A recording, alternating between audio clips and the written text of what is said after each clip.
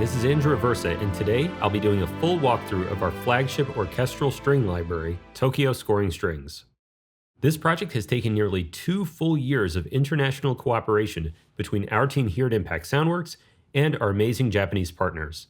For the first time in the world of virtual instruments, you'll have access to the world-class sound of a Japanese string ensemble, Koichiro Muroya Strings, recorded by the country's most in-demand recording engineer, Mitsunori Aizawa, and in its most legendary recording studio, SoundCity. If you're interested in hearing more about the background of the project and the personnel involved, what makes the sound so special, please check out this documentary, The Story of Tokyo Scoring Strings, available right here on our channel. Now, let's jump right in and hear what the library sounds like.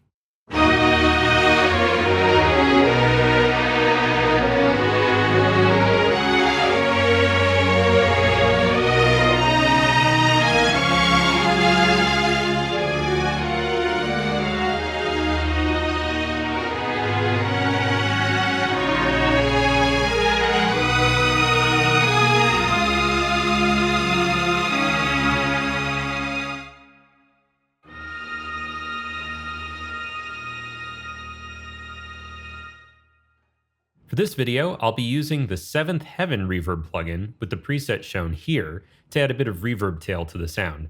You can hear the dry sound of the library in other videos and demos, but since the engineer, Mr. Aizawa, always uses reverb in his productions, especially a Berkasti M7 style, it makes sense to show the library in context here. Tokyo Scoring Strings features 5 individually recorded sections, 8 Violins I, 6 Violins II, 4 violas, 4 cellos, and 3 basses. Each was recorded in its proper place within the orchestra so the stereo image is accurate right out of the box. The default patch features the board mix created by the engineer Mitsunori Aizawa, with all mic positions carefully mixed and blended, and featuring Mr. Aizawa's signature processing. We highly recommend using this board mix because not only does it sound great, it's also the lightest on CPU and RAM. If you want to create your own mix using the 4 provided mic positions, you can load up one of the mic mixer patches here in the All Mics folder. Looking at the main page of our interface, we've designed things to be straightforward, clear, and easy to use. When you start playing, you'll see the current articulation appear on the left.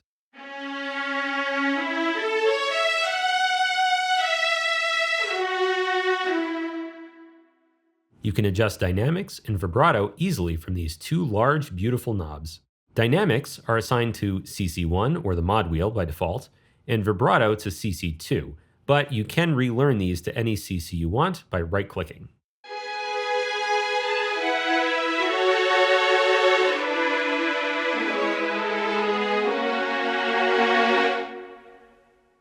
Speaking of vibrato, there are 3 levels available. The first is senza vibrato, or no vibrato at all.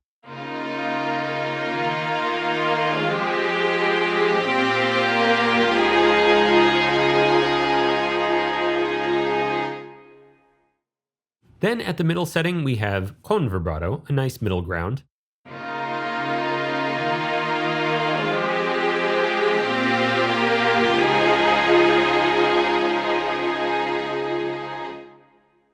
And finally, the most expressive is molto vibrato, suitable for particularly expressive parts.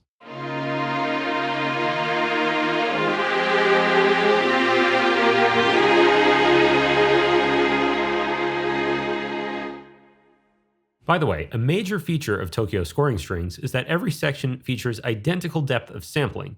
That means if Violins I have 5 dynamics and 3 vibrato types for sustains, so do all the other sections, even the basses. The same goes for every articulation across every section, with one exception being spiccato secco. Some sections have 2 dynamics and some have 3, but that's a very small part of the library.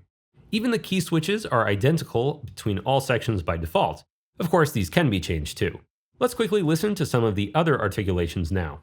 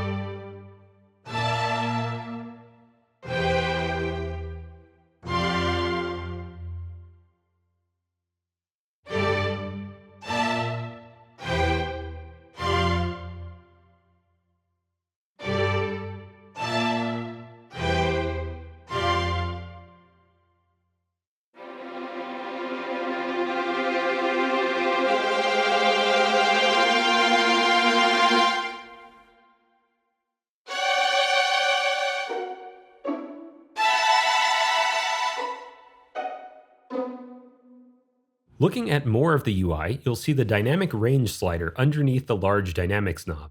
This lets you adjust the volume difference between the softest pianissimo and the loudest fortissimo dynamics. The default value of 100% retains the original performance volumes exactly as they were recorded.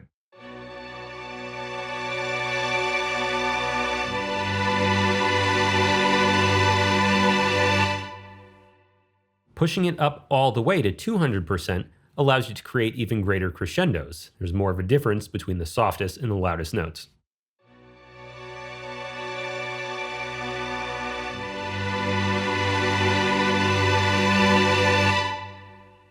Turning it down will flatten the dynamic range completely, but you'll still hear the timbral differences between soft and loud layers. This is particularly useful if you're doing rock or band music where the strings might be competing with other instruments in the mix.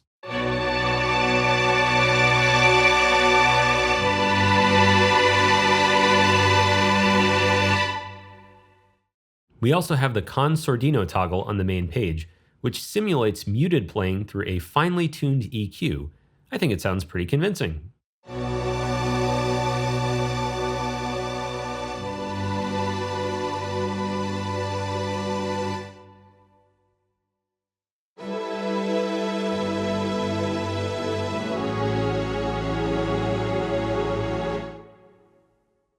Now you may have noticed earlier that I clicked the zero latency mode at the bottom of the UI. Let's talk about that. The engine has 3 playback modes available: zero latency, which is what I'm on now, standard, and lookahead. Standard mode is straightforward because it's exactly how most orchestral libraries work. Everything is triggered in real time, but some articulations, particularly legato, may have a bit of a natural delay to them. Zero latency mode is intended for live performance or quick sketches. As the name suggests, there's no delay on anything at all, which also means no true legato, but in exchange, it's very snappy and supports polyphonic playing right out of the box. If you want quick and easy pad-style strings, this is very useful.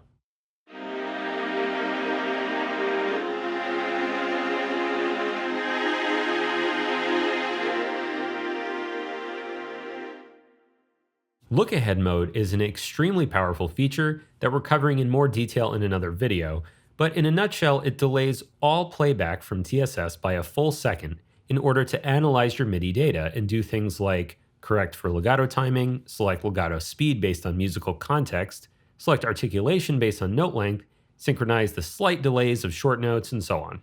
This delay can be compensated for using our included companion plugin that will tell your DAW of the time offset, or you can use your DAW's track offset or track delay feature, if it has one, inputting a value of -1000 milliseconds. This will synchronize all of your tracks perfectly. With Lookahead, you can write totally quantized MIDI and still get a stellar performance with minimal effort. To demonstrate this just briefly, here's a MIDI in standard mode with a metronome to show how it relates to the beat.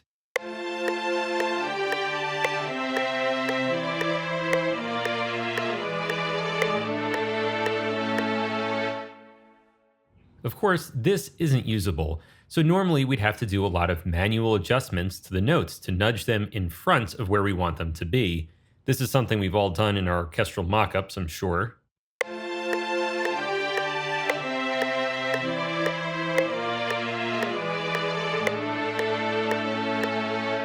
Or we could keep everything on the beat with no overlaps, totally quantized, but then we lose the legato sound. Instead, with TSS, we can use Lookahead mode, which simplifies things greatly. Our MIDI can stay quantized and the playback will sync perfectly.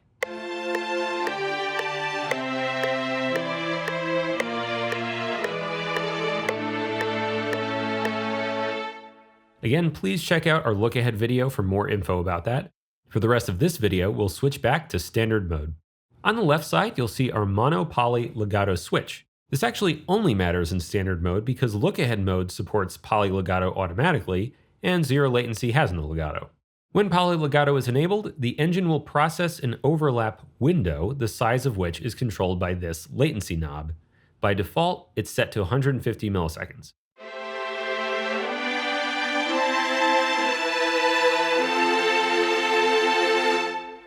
Our algorithm also supports voice crossing.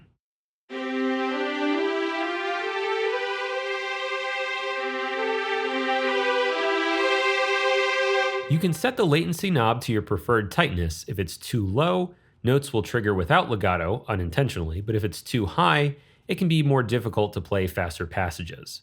But the utility doesn't stop there.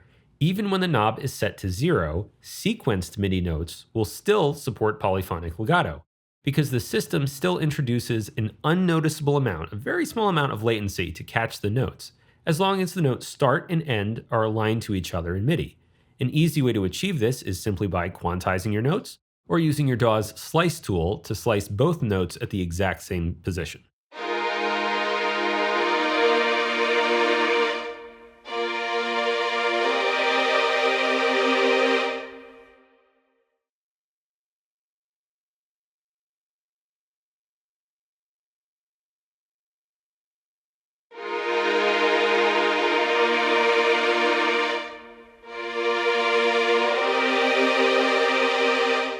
Finally, for the last main control, we have legato speed. This switches between 4 different carefully tuned legato profiles we've configured: slow, medium, fast, and very fast. These all use the same samples, but the exact timings and envelope settings have been very carefully sculpted to suit different types of melodic writing. Slow legato sounds really nice in exchange for a little bit of delay before the transition.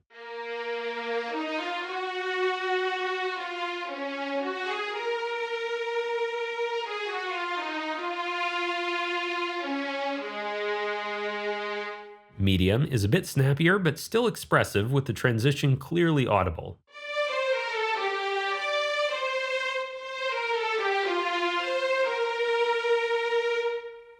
At fast speed, the transition is quite a bit shorter, making this good for snappy melodies.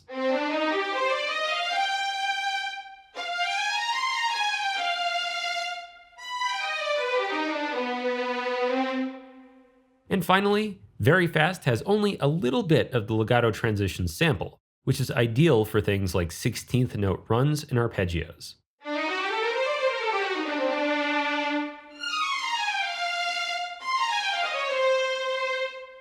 That being said, you might be surprised that even the slow and medium profiles can be quite agile. Since the speed control can be MIDI learned, be sure to experiment and see what works best for your music. Actually, experimenting with and sequencing legato speed is even easier if you enable velocity to speed right here. Now, the higher the velocity I play, the faster the legato speed. You'll see exactly what's triggering right on the UI.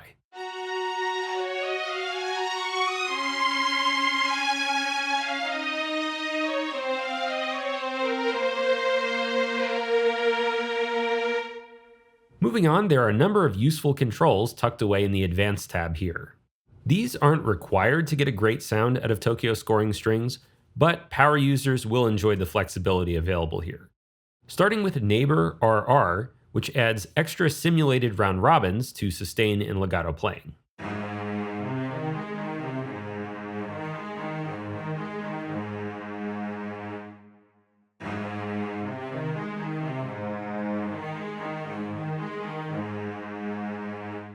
Niente will make the very bottom of the dynamics knob virtually silent.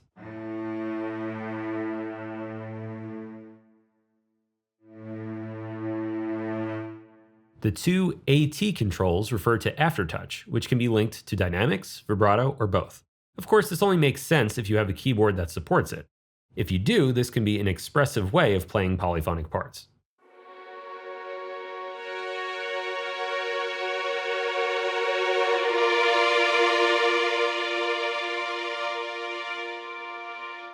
Extra legato bow allows you to add extra emphasis to legato transitions with a short note overlay. This is tied to velocity, with the volume knob here controlling how loud the overlay can get at max velocity.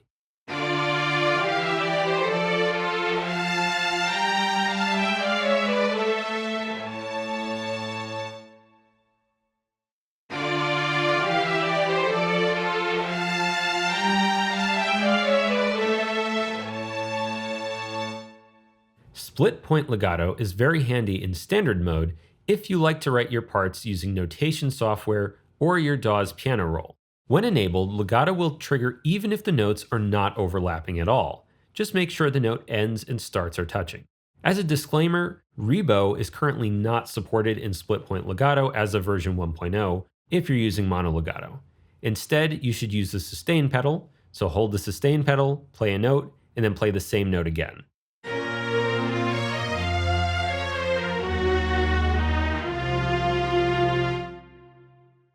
If you're using Lookahead mode, then Rebo will be triggered automatically like all other legatos. Finally, latency compensation is a legacy feature from our earlier agility products that has been replaced by Lookahead mode. If for some reason you prefer this old system and want to use it, here's the option.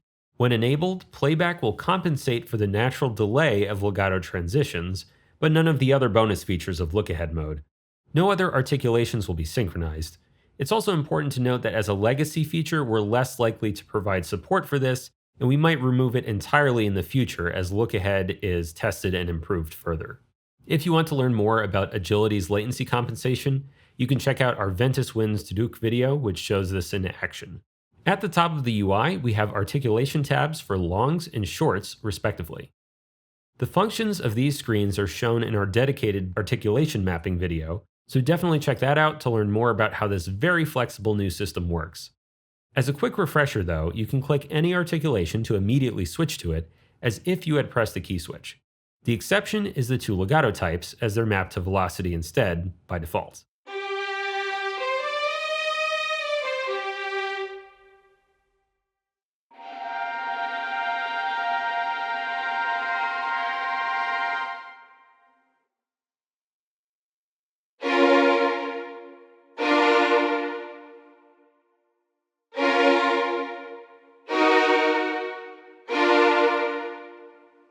Essentials like volume, offset, and ADSR are available at the bottom for all articulations, and all can be MIDI learned also. This wasn't possible with our earlier tact tabs. Articulation-specific controls are shown in the middle boxes. For example, for sustains, we can adjust the attack overlay type and volume.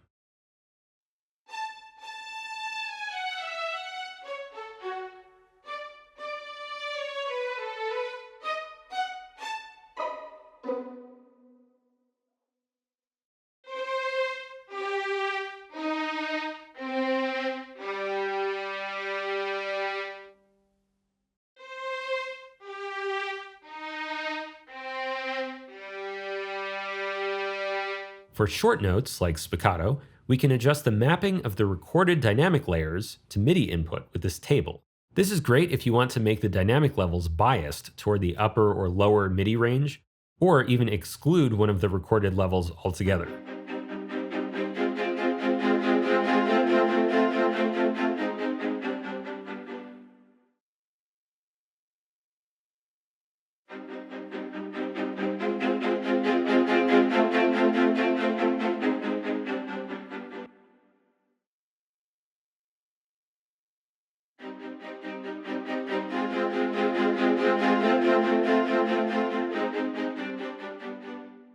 The Mapping tab lets you define how articulations are triggered. By default, we're using key switches plus a bit of velocity to switch between legato slur and bow, but you can actually set up any mapping you want using any combination of key switches, velocity, MIDI CCs, and various other rules. Anyway, next up, let's have a look at the Console tab. This should look very familiar if you've used other Impact Soundworks libraries. Console gives you a channel strip for each mic track, in this case just board mix, plus one on the master to add any combination of effects that you'd like. For example, if you need some reverb, which we do recommend for this library, you can load up the Impulse Reverb module.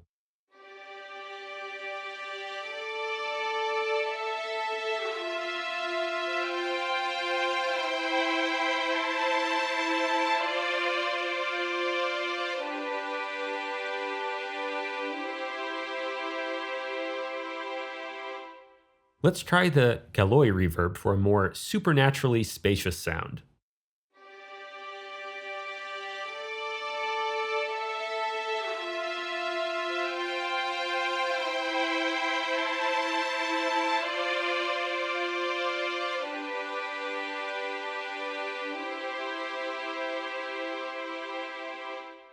Adding more effects is just as simple.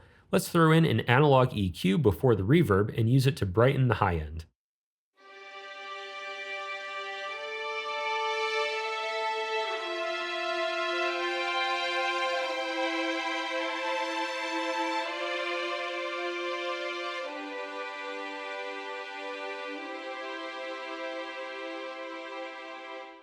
We can then save this effects chain using the upper right hamburger menu and load it on any other section, making it easier to synchronize effects between all your TSS instances.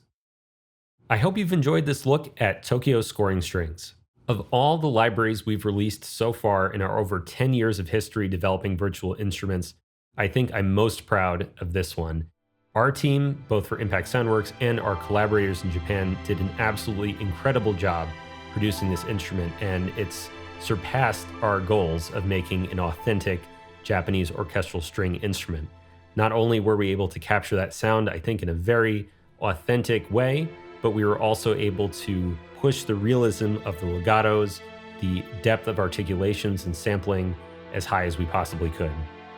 The library is available now from Impact Soundworks, or if you're in Japan, please check out our distribution partner Krypton Future Media and SonicWire to purchase it there. The library is Contact Player and fully NKS compatible, so you don't need to purchase any other software to use it. I hope you'll enjoy using this library, that it will inspire your music, and that you have as much fun using it as we did making it. This has been Andrew Aversa. I'll see you next time.